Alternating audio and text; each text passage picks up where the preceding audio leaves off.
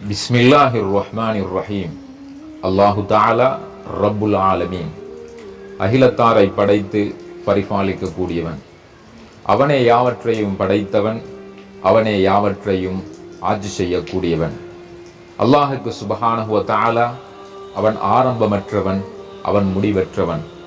அவனால் உருவாக்கப்பட்ட எல்லா படைப்புகளுக்கும், அவனால் படைக்கப்பட்ட எல்லா படைப்புகளுக்கும் ஒரு ஆரம்பம், முடிவு உள்ளது.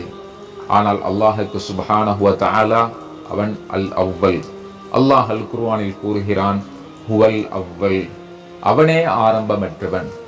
எனவே அல்லாஹுக்கு சுப்ஹானஹு வ தஆலா அவனை யாரு படைத்தான் என்று கேள்வி கேட்கக்கூடாது. அவ்வாறு கேள்வி கேட்பது பிழையானது. ஏனெனில் அல்லாஹ் அவன் இல்லாமல் இருந்து உருவானவனும் அல்ல, இல்லாமல் இருந்த போது அவன் உருவாக்கப்பட்டவனும் அல்ல.